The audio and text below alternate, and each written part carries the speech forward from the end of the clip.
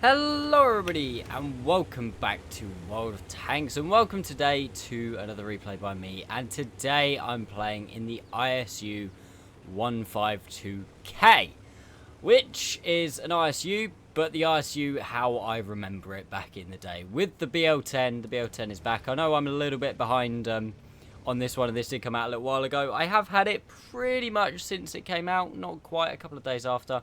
I used the tank rewards to kind of give myself a little bit of a discount before I paid for it. I know it's kind of like a lot of people have been saying wargaming, this is kind of, you know, a bit cheeky than removing a tank from the game and then adding it back in as a premium tank, but I was like, it's the ISU. It was back in the day when I first got into World of Tanks, it was the tank that you wanted to have. You wanted to have this BL-10. Probably mainly through the influencer jingles back in the day, but you wanted to have this thing. For anyone who doesn't know what this thing is, the BL-10 is the 152mm long barrel gun, really long barrel gun, that, well, does that really. 750 average damage and 286 standard penetration at tier 8, which is a bit on the big side. Can I snipe? No, unfortunately not. The gun, obviously, in doing this much damage with this much penetration, and the DPM actually isn't terrible at tier 8. It does come with the cost of it's really, really inaccurate, and its aim time's not good, and demonstration right there. I have no idea where that shell went. Absolutely none. Like, it used to be called the troll cannon, and it is the troll cannon for a reason. Get hit by the T25-2. I forgot to say, I'm on mines. It's a tier 8 game, so obviously the dream. And sometimes BL-10 hits, sometimes BL-10 does not. But when it does, you know about it. No problem. Yeah, this thing really, really hits hard. We're on mines. I've come up to kind of like the C9 position, just because I don't really know. I just felt like it really. It's super purging, and that was me. I was the only one who did damage to that guy, and I did it in 2 shots, which is, you know, nice, very nice indeed. You can see by the ammunition, this tank does not actually carry much ammunition. I believe it only carries 20 rounds, but then, to be honest, 20 rounds when you're doing 750 damage a shot is not too bad, but sometimes it's just like, oh, why? I'm now loading an HE round. Obviously, HE rounds on this thing are actually really good, and then I unload an HE round because the Carnarvon died. But the HE rounds on this thing are actually really, really, really good. Obviously, being 152mm in caliber, really nice. 90mm of penetration and 950 average damage, which is not inconsiderate. In games like this, 90mm of pen obviously will pen the Scorpion, the T25-2, the T20 as long as you don't hit the front of his turret. The Tiger P, it can pen like the cheek areas. The IS, I don't know off the top of my head, but it can pen most. It can pen some places at least. Oh dear, Mr. Samoa. That's alright, mate, I'll polish out. UDES, yes. Scorpion, obviously. Charioteer, yes. And then, of the tanks that are dead, only really the AMX from the side, and then everything else you can't. But that's the HE rounds. This thing is not built to fire the HE rounds. Well, it technically, yes, it is. But in World of Tanks, you'd be stupid to fire the HE rounds. AP is absolutely where it's at. I'm just going to speed the replay up a bit here, because not a lot really happens. So I'm currently at ×2, so don't think everyone's got speed hacks. I try and blind fire the Tiger P. I don't hit him because he gets spotted again in just a second. There we go. I definitely didn't hit him. He'd be on a considerably less health than he is right now. LT up on the hill, I'm still kind of like cautious of. You can see me here just chilling. I've got APCR loaded now. It's 329 pen, but that's just purely because I've ran out of AP. There's, you know, I don't really want to fire HE. Jesus Christ, the game glitches when the EBR's running at full speed. Scorpion dies. And then I believe the LT dies. And once the LT dies, I then decide the only real thing that's going to be up at the back is the Scorpion and the UDES, because everything else is spotted on the other side of the map. Now, the EBR getting up onto the hill into the position he's in now, I thought, I'm not going to push forward straight away because he's more than likely going to spot something. Unfortunately, he doesn't straight away, and there we go. He spots the Scorpion. I'm assuming the Scorpion fired, and then the Scorpion makes a very stupid move. He goes back up while still spotting, and this time, the gun behaves itself, and 774 damage later, we have one hurting Scorpion, who then gets hit by a Borsig as well. I bet he was not expecting that. I get spotted. It pretty much has to be the UDES. There's nothing else close enough, unless it's artillery, but I doubt that. I'm just going to speed the replay up a bit again here. UDES gets spotted. He moves forward. I think he's going to pop up there, so I wait, because there's not really anywhere else I can go. Charioteer kills the Leo. This is actually a really close game. 9-all. We're actually now losing. I didn't realise that we were losing. EBR kills the Tiger P though. There's not really a huge amount I can do. I'm just kind of chilling, waiting for this UDES to come out, which is why I've sped the replay up a bit.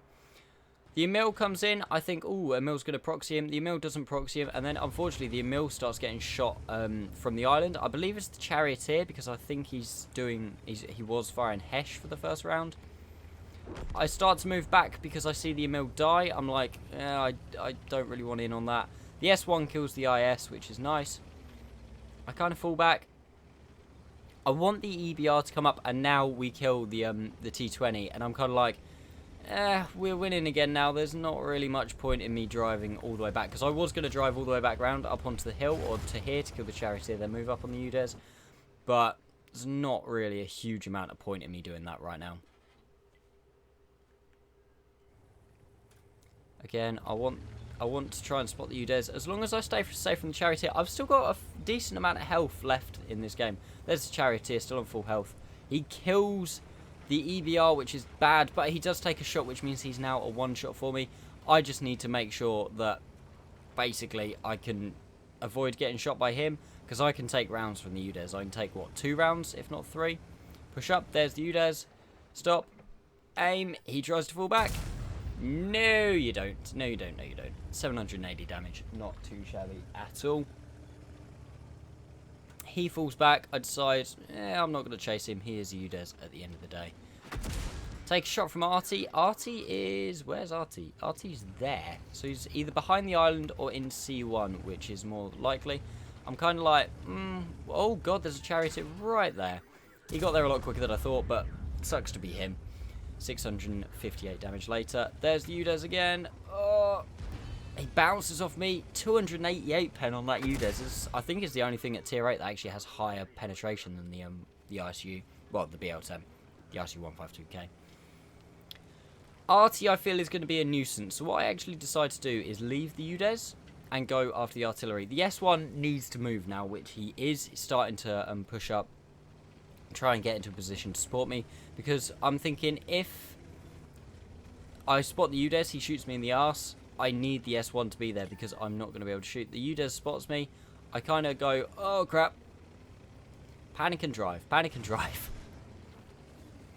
Move forward so I'm safe around the rock. I think I'm going to spot the Artie there, but he's not actually where I thought he was going to be. Now you see me here just waiting for the S1 to push up, because all I need to do is wait for the S1 to push up onto the E1 position, because he can then kill the UDES. If I drive across to go get the artillery, which there is the artillery, if I spot the UDES, the S1 can kill him. I go forward. Half aimed, who cares really? And I'm now really worried about where this UDES is, because he hasn't actually shot me. That was a total, also, really good use of APCR there, and I actually noticed that I was firing APCR, so then switch back to HE is probably a good idea, because even if I hit the UDES's gun, he's on 200 health. He's probably not going to survive. And again, I'm going to speed the replay up a little bit here. Where's the UDES? Where's the UDES? Where's the UDES? Spoiler alert, he's on the hill. No idea how he got there without me spotting him. I really, really don't. But yeah, I kind of make a mistake here. Well, I say it's a mistake. It's kind of a mistake. It's not a mistake. I push up here, to try and get into the bush, and little do I know that you can actually be spotted underneath that bush. Something I didn't realise. And then again, I'm going to speed the replay up here, because all that happens, the S1's capping, RT's sitting in base. The UDES, I think he's going to come for the S1. He doesn't actually. He goes off and tries to kill my artillery, so I'm not even going to bother showing the rest of the, showing the rest of the replay. I thought the S1 was going to drive out the cap. I was like, no, please cap. Please just cap. So we actually ended up winning that game, which is not too bad. 4 kills, 5,335 damage. Would have broken 6k if my gun would have just behaved itself on that AMX M445. I still have no idea where that shell went. Absolutely no idea at all. But hey ho, what are you going to do? So I hope you have enjoyed this video, guys. I just kind of wanted to put this up of me. It was basically just a mess around, pretty decent game in the ISU-152K. Just the BL-10 is back. I haven't used it in a very, very long time. Obviously, I know it's on the 704, but it's not quite the same as when it was back on the ISU. If you have enjoyed the replay, please consider giving the video a like. If you're new to the channel, please consider subscribing. And yeah, let's go take a very quick look at the post-game stats. So, there we go, guys. That was the ISU-152K. Unfortunately, it wasn't an ace, which did kind of shock me a bit when I got to the post-games. I think if I'd have either picked up the kill on the UDES at the end, or if I'd have hit that shot on the AMX M445, I think it would have been. Unsurprisingly, high caliber. 1300 base is a lot, considering that's not an ace on a tier 8 premium tank. Because I would have thought, yes, a lot of good players would have bought this tank, but also a lot of not so good players would have probably bought it as well. But anyway, 5,335 damage, 4 kills, 1300 base XP, 12 shots fired, 9 hit, 8 penetrated. That does not shock anyone, I don't think. You miss a couple of shots, and the ones that you do hit, they hit hard, and not many are going to bounce. A tiny bit of assisted, a tiny bit blocked by armor. Made a lot of credits because obviously, you know, you're doing 750 damage a shot. You're going to be doing pretty good. And that is pretty much all she wrote. So like I said, guys, make sure if you're new to the channel, please consider subscribing. If you've enjoyed the video, please give the video a like. And other than that, thank you so much for watching, guys. And I'll see you next time.